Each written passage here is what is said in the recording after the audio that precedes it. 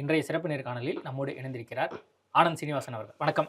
வணக்கம் சார். தமிழக வெற்றி கழகத்தினுடைய முதல் பட்ஜெட் தாக்கல் செய்யப்பட்டிருக்கு. தமிழக வெற்றி கழகத்தினுடைய பட்ஜெட் பிளாஸ்டா இருக்கும் அப்படின்னு எதிர்பார்க்கப்பட்டது. ஆனா வேஸ்ட் அப்படி இருக்கு அப்படின்னு மு க ஸ்டாலின் சொல்லியிருக்காரு. ஸ்டாலினா? சரி. எனக்கு அவர் மேலே நல்ல மரியாதை உண்டு. அதனால் நான் ஸ்டாலினை பற்றி விமர்சனம் பண்ண எனக்கு இஷ்டம். பிளாஸ்ட் பட்ஜெட்டுக்கு வாங்க. பிளாஸ்ட் பட்ஜெட் ஒன்றுமே இல்லை. என்னை பொறுத்த வரைக்கும் இது ஒர்க்மேன் லைக் பட்ஜெட்டு, நல்ல பட்ஜெட்டு. தமிழ்நாட்டுக்கு இன்றைக்கி வேணுங்கிற அளவுக்கு என்ன மாதிரி வேணுமோ ஸ்கீமு கரெக்டான பட்ஜெட்டு தான் கொடுத்துருக்காங்க.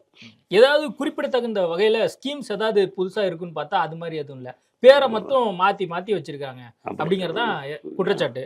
ஃபஸ்ட்டு ஒன்று ஒன்றா நான் பதில் சொல்லிடுறேன். இதுக்கு நீங்கள் கேட்டதுனால கொஞ்சம் வரலாறுல சொல்கிறேன்.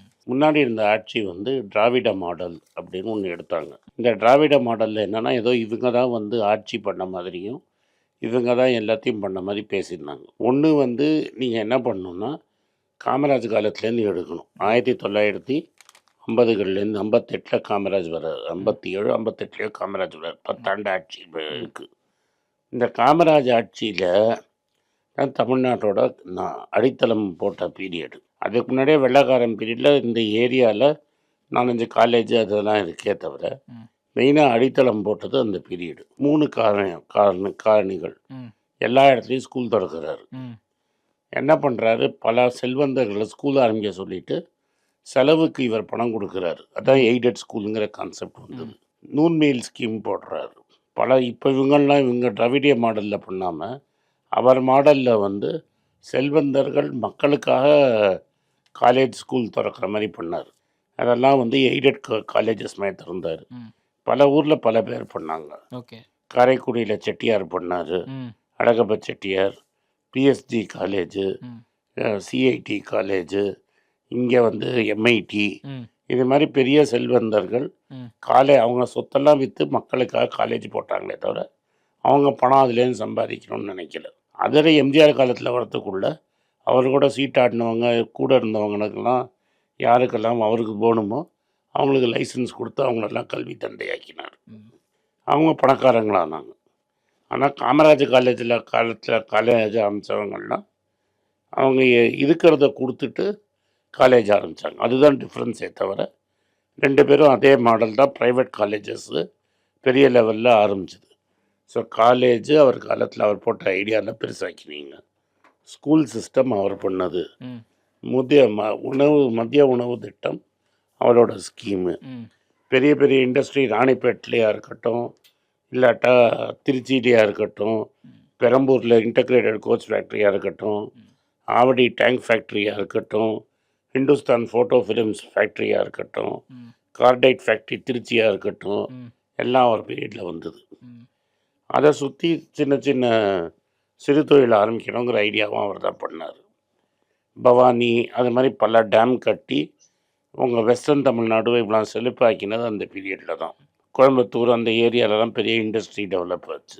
அதே மாதிரி சின்ன சின்ன கிண்டி இண்டஸ்ட்ரியல் எஸ்டேட்டு, அம்பத்தூர், இது 2 ரோல் மாடல் மாதிரி அவர் பண்ணார். இன்றைக்கி தமிழ்நாடு ஃபுல்லாக அதெல்லாம் இருக்குது. இதில் என்ன பியூட்டினா, அவர் ஆரம்பித்து வச்சது எல்லோரும் கண்டினியூ பண்ணாங்க, யாரும் நிறுத்தலை. அதே மாடலில் தான் இந்த அரசும் போயிட்டுருக்கே தவிர இதில் ஒரு கண்டினியூட்டி இருக்குது. தலைமை மாறி இருக்கலாம். காமராஜ், பக்தவச்சலம், பேரறிஞர், கருணாநிதி, கலைஞர், எம்ஜிஆர், திரும்பி கலைஞர், ஜெயலலிதான்னு எல்லாமே ப்ராட்லி இதே மாடல் தான் கண்டினியூ இருக்குது. அப்போ மாற்றதும் புதுசாக இல்லை, ஏமாற்றம் தான் இருக்குது. ஏமாற்றம் கிடையாது, மாடல். நான் உங்களை புரிஞ்சுக்கங்க. டெவலப்மெண்ட் மாடல் தான் என்னென்னா பசங்களை படிக்க வைக்கல. இல்ல சார், காமராஜர் ஆட்சி காலத்துல திராவிட கட்சிகளும் அதே மாடலை ஃபாலோ பண்ணாங்க. இந்தியாவுல அதே மாடல் தான் ஃபாலோ பண்ணுது. கொஞ்சம் இருக்கீங்கன்னா நான் சொல்றதை கேட்கணும். உலகம் ஃபுல்லாக இதே சக்ஸஸ்ஃபுல்லாக இருக்கிற நாடுகள் எல்லாமே இதே என்ன பாடல்னா, ஏழை இருக்கிற மக்கள் லேபர் ஹெவியாக பண்ணுறவன கரெக்டாக ஸ்கூலுக்கு அமிச்சு அவனை காலேஜுக்கு அமிச்சு அவனுக்கு ஒரு வேலை வாய்ப்பு க்ரியேட் பண்ணி கொடுக்கறது தான் மாடல். அவன் வேலைக்கு போய் சம்பாதிச்சு காசை கொடுத்து செலவு பண்ணான்னா சொசைட்டி டெவலப் ஆகும். இதுதான் மாடல். இப்போ நம்மளுக்கு என்ன தெளிவாக இப்போ எல்லா ஒயிட் பேப்பர் வந்தப்பறம் என்ன தெரிஞ்சிருச்சுன்னா, இந்த 2 ஆட்சி, இதுக்கு முன்னாடி இருந்த ஆட்சியும் அதுக்கு முன்னாடி இருந்த ஜெயலலிதா ஆட்சியிலையும் ம். பார்ட்டிக்கு பணத்தை சுரண்டுறதுக்கு பார்ட்டி ஃபண்டு டெஃபினட்டாக போயிருக்கு. ம். இது இப்போ எல்லா பில்டரும் இப்போ வெளில வந்து பேசுகிறோம். பார்ட்டி ஃபண்டு நான் கொடுத்தேன். ஸ்கூலு காலேஜுக்கு போட்டவன்னா வந்து ஒரு காலேஜுக்கும் ஒன்றுத்துக்கும் நான் காசு கொடுத்தேன் அப்படிங்கிறத ஓப்பனாக தெளிவாக பேசுகிறோம். ம். பெரிய மாற்றம் என்னென்னா, எல்லா ஸ்கூல்காரனும் வெளில வந்து பேசிட்டான், ம். எல்லா காலேஜ்காரனும் பேசிட்டான். பில்டருக்கு வந்து கவர்மெண்ட்டில் போய் கேபினெட் மினிஸ்டர்கிட்ட வாங்கிறதுக்கு பதிலாக நீங்கள் நேராக போய் சிஎம்டிஏலேயே பார்த்து பணத்தை கட்டி அப்ரூவல் வாங்கிட்டு போயிட்டே இருங்க.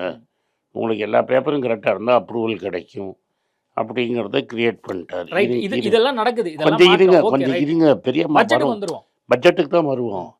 பட்ஜெட்டில் ஏன் பற்றாக்குறை வந்ததுங்கிறதையும் நான் எக்ஸ்பிளைன் பண்ணுறேன். நீங்கள் வந்து ஒரு ரெஜிஸ்ட்ராருக்கு மேலேருந்து கீழே வரைக்கும் எல்லாரும் பார்ட்டி ஃபண்டு வாங்குறதுனால கீழே ரெஜிஸ்டர் ஆஃபீஸில் இருக்கிற ரெஜிஸ்ட்ராருக்கு ஒரு தைரியம் வருது. நம்ம சொல்கிறது தான் சட்டம்னு. 10 லட்ச ரூபா நிலத்தை நீ 5 லட்ச ரூபாய்க்கு ரெஜிஸ்டர் பண்ணுற. 10 லட்ச ரூபா ரெஜிஸ்டர் பண்ணால் 90,000 ரூபா 9% ஃபீஸ் கட்டணும். இதே 5 லட்ச ரூபாய்க்கு வேல்யூ பாட்டு காமிச்சிங்கன்னா வெறும் 45,000 ரூபாய்க்கு கட்டினா போதும்.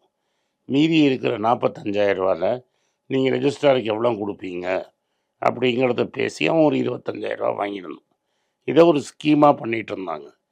இப்போ என்ன பண்ணுங்கிறாரு, 10 லட்ச ரூபானா 10 லட்ச ரூபாய் ரெஜிஸ்டர் பண்ணிட்டு போயிடு, நீ உள்ளே வந்து காசு கீசு நடுவில் கேட்காது. அப்போ என்ன ஆகுது, ஸ்டேட்டுக்கு 45,000 ரூபா வந்த இடத்துல இப்போ 90,000 ரூபா வர ஆரம்பிக்கும். அது முதல் நாள்லேயே வருமானம் வராது. அப்போ கரெக்டான வேல்யூ ஆஃப் லேண்டை போட்டு கரெக்டாக ரெஜிஸ்டர் பண்ணேன்னா உன்னை வேலையை விட்டு தூக்கிடுவேன், சஸ்பெண்ட் பண்ணுவேங்கிற பயம் வந்துடுச்சு. கோவிலுக்கு காசு கொடுத்தாங்கன்னா கோவில் நிர்வாகத்துக்கு செலவு பண்ணுங்களே தவிர, இல்லாட்டா 100 கோடி ரூபா கல்யாண மண்டபத்தை 250 கோடி ரூபாய்க்கு கட்ட முடியாதுங்கிறத பண்ணிட்டாங்க. ஸோ ஓட்டைகளை அடைக்க ஆரம்பிச்சிருக்காங்க.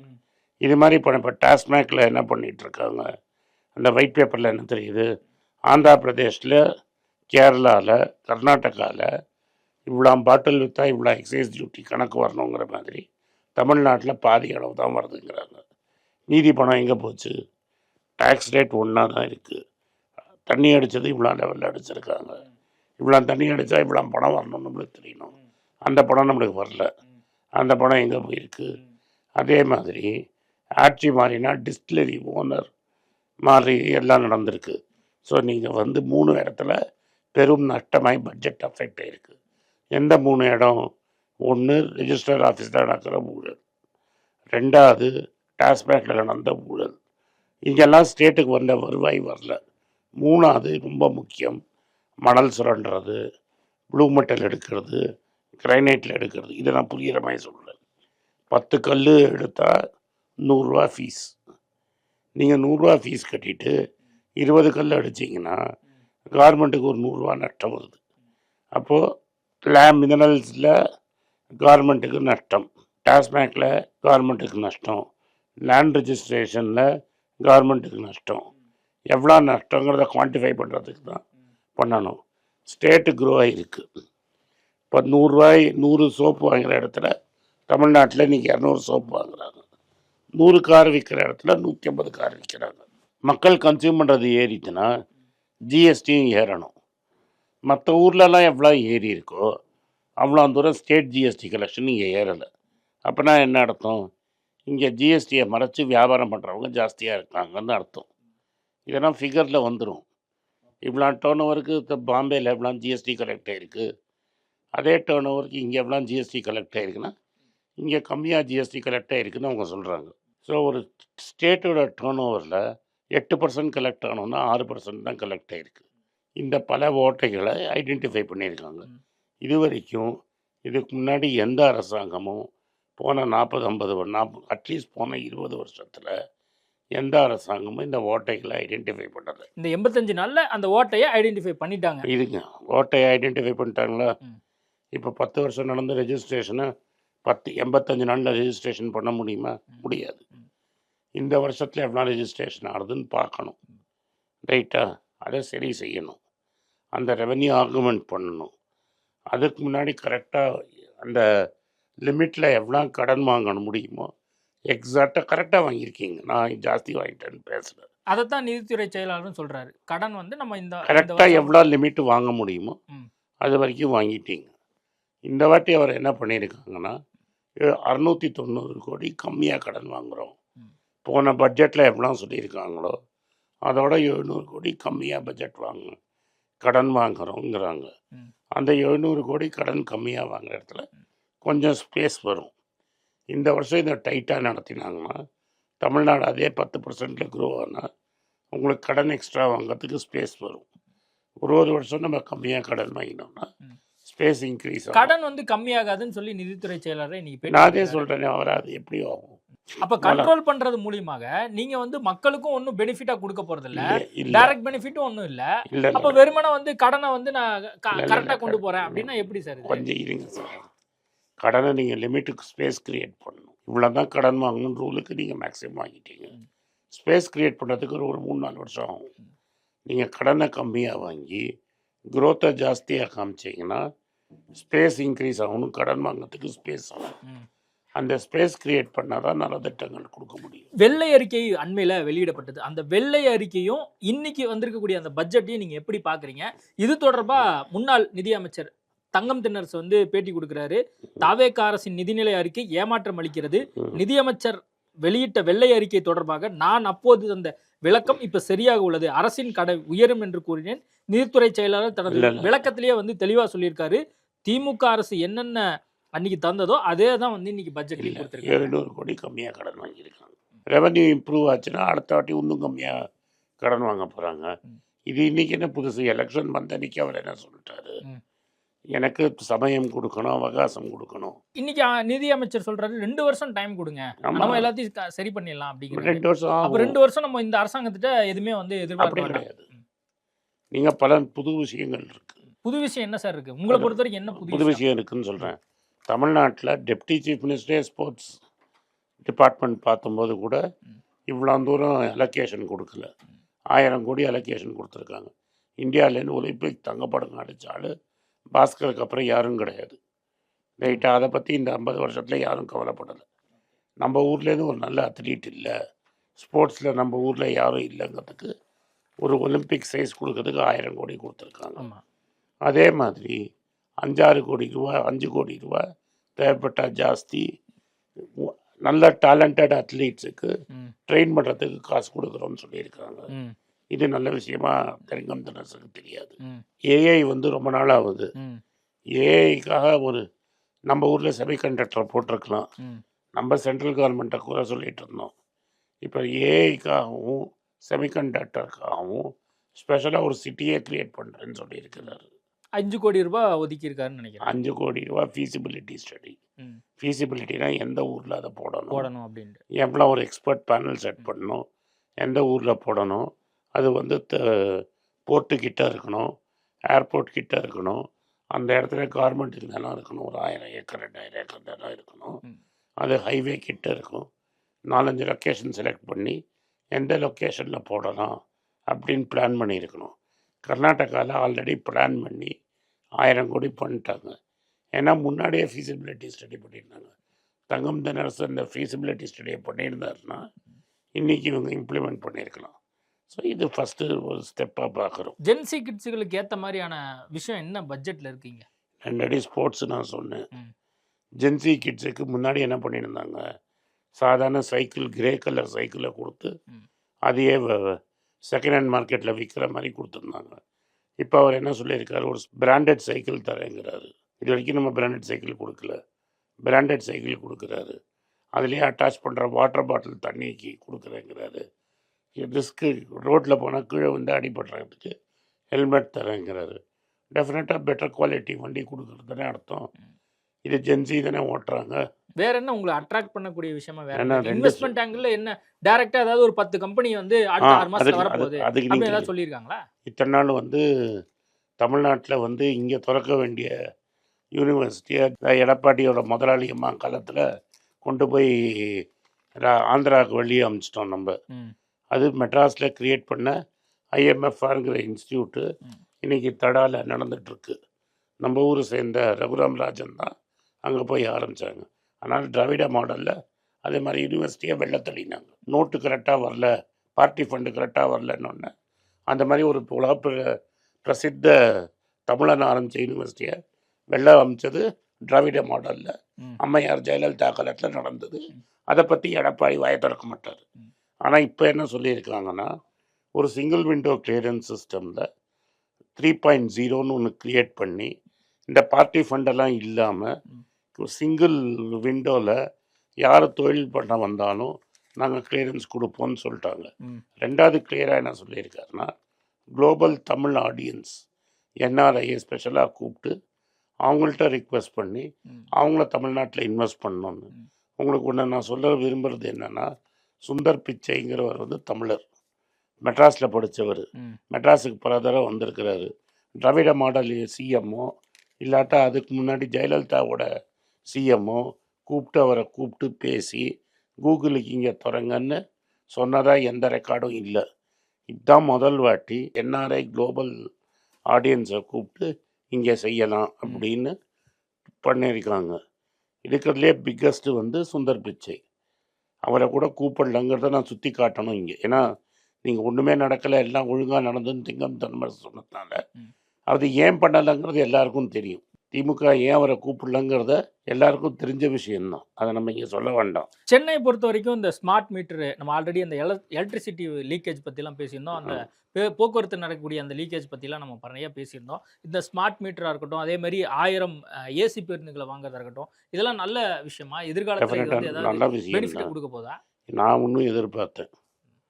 பட் இதில் நிறைய ஸ்கீம் அனௌன்ஸ் பண்ணியிருக்கிறாரு. ஏன்னா 2036 1.5 லட்சம் ட்ரில்லியன் வேணும்னா உங்களுக்கு எவ்வளோ எலக்ட்ரிசிட்டி வேணும், ஒரு ஊர்லேருந்து இன்னொரு ஊருக்கு எப்படி எலக்ட்ரிசிட்டியை டிரான்ஸ்மிட் பண்ணணும், பேட்ரி மேனேஜ்மெண்ட் சிஸ்டம் எப்படி கொண்டு வரணும், ரெனியூவல் எனர்ஜி எப்படி, சோலார் பவருக்கு தனி ஸ்கீம் போடுவேன்னு சொல்லியிருக்கிறாரு. வீட்டு மேலேயே நீங்கள் பவர் ஜென்ரேட் பண்ணிக்கங்கன்னு சொல்லியிருக்கிறாரு. பல நல்ல விஷயங்கள் அதில் இருக்குது. 2500 கொடுக்கலையே எனக்கு. நீங்கள் இவ்வளோ பண்ணுறீங்க, 2500 கொடுக்கணும்ல சார்? அது 2500 கொடுக்க மாட்டேங்கிறீங்க. அவகாசம் வேணுங்கிறத அவர் கிளியராக சொல்லிட்டார். முதல் நாளே கை தூக்கிட்டார். என்ன சொல்லிட்டாரு, இங்கே வந்தேன் கஜானா காலி, நான் சொன்னதெல்லாம் பண்ணுறதுக்கு. புதுசாக என்ன இருக்குது? பேரை வந்து மாற்றிருக்கீங்க, அதுக்கு வந்து லிஸ்ட் அவுட் பண்ணுறாங்க. அந்த பேர் கூட நான் சொல்கிறேன் சார். கனவு கலைஞர் கனவு இல்ல திட்டம், வெற்றி வீடு திட்டம் மாற்றிட்டீங்க. ஆமாம். அதே மாதிரி நன்னிலம் திட்டத்தை மகள். ஆமாம், ஜெயலலிதா டீமெல்லாம் நீங்கள் மாற்றலையா? ஜெயலலிதா ஸ்கீமை நீங்கள் மாற்றினது. ஜெயலலிதா வந்து பண்ண, கலைஞர் வந்து புது அசம்பிளி கட்டினதை ஹாஸ்பிட்டலாக மாற்றலையா? அதே தான் பேர் மாற்றினா என்ன? எல்லாத்துக்கும் வெற்றி வெற்றின்னு இவரோட பேரை போட்டுக்கிட்டாரு. இவர் பேர் வெற்றியா?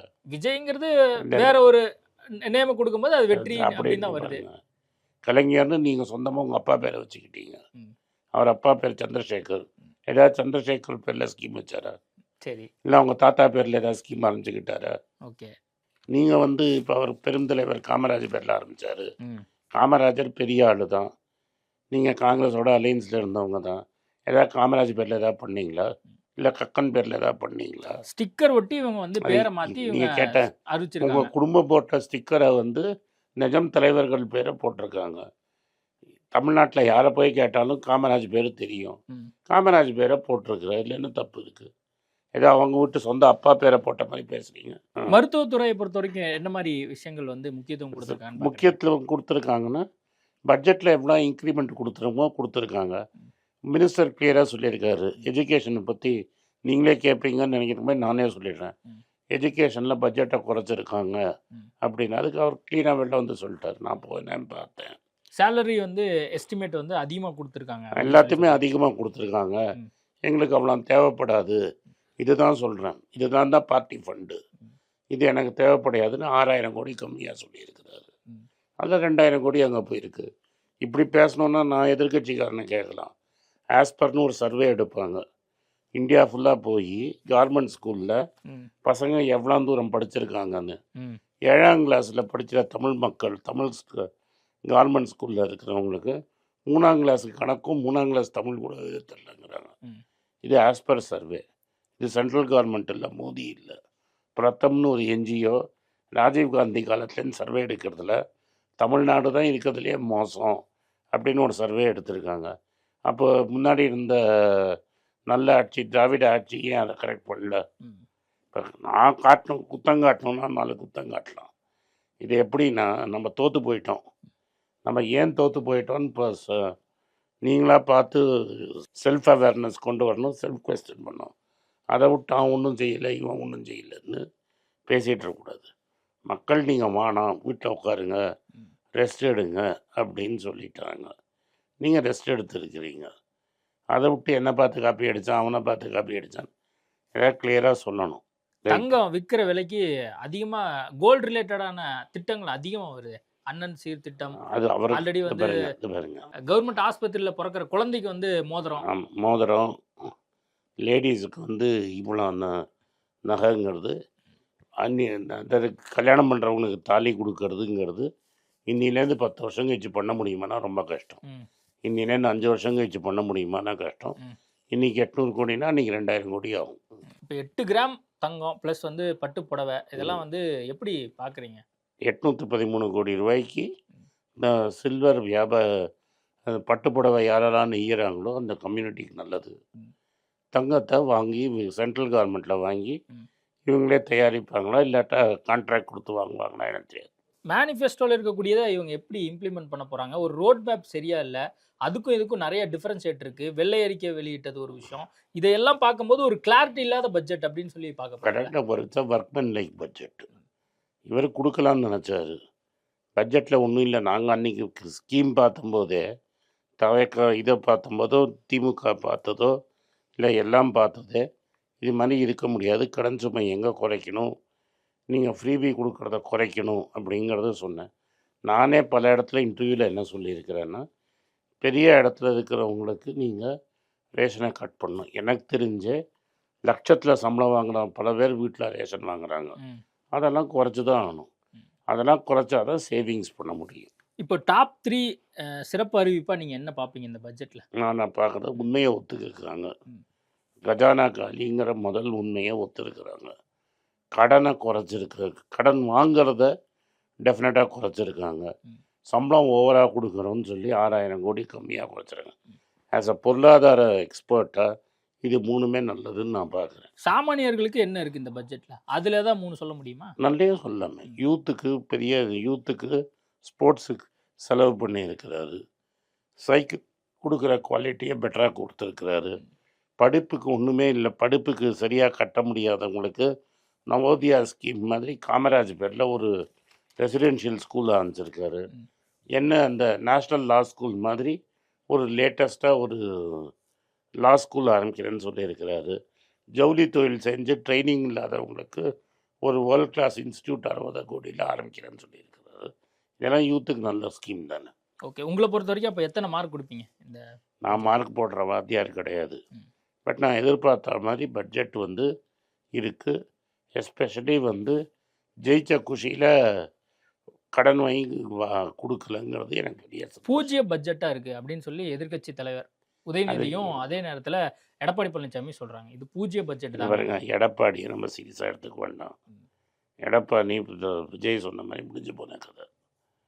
ரைட்டுங்களா? அது உங்களுக்கும் தெரியும், எனக்கும் தெரியும். உதயநிதி சொல்லியிருக்காரு. உதயநிதி எதிர்க்கட்சி தலைவர் சொல்லியிருக்காரு. உதயநிதி எதிர்க்கட்சி தலைவர் அதுதானே சொல்லணும். ஒரு டெமோக்ரஸியில் ஆளுங்கட்சி ஒன்று இருக்குது, எதிர்க்கட்சி ஒன்று இருக்குது. எதிர்க்கட்சியும் இதே தானே சொல்லணும். ம். இப்போ ஸ்டிக்கர் மாட்டி ஒட்டியிருக்காங்கன்னு சொல்கிறார் உதயநிதி. அதே சமயத்தை பூஜ்ஜியம்ங்கிறாரு. அப்போ அவங்க இப்போ தந்தையார் போட்ட பட்ஜெட்டும் பூஜ்ஜியம் தானே. கம்யூனிஸ்ட் கட்சி கூட வந்து ஏமாற்றம் அளிக்கக்கூடிய பட்ஜெட்டா தான் இருக்குன்னு சொல்லியிருக்காங்க. கம்யூனிஸ்ட் என்னைக்கு நல்லதாக இருக்குன்னு சொல்லியிருக்காங்க. ம். கம்யூனிஸ்ட்டுக்கு எவ்வளோ கொடுத்தாலும் போதாது அப்படி தான் சொல்லுவாங்க. கம்யூனிஸ்ட் என்றைக்குமே எவ்வளோ கொடுத்தாலும் இன்னும் கொடுத்துருக்கலாம். வருவாயை பற்றி கவலைப்பட்டதே கிடையாது கம்யூனிஸ்ட் கட்சி. கொடுக்கறத பற்றி தான் கவலைப்படுவாங்க. ஆனால் மாவு சட்டியில் இருந்தால் தான் தோசை வாங்க முடியும்.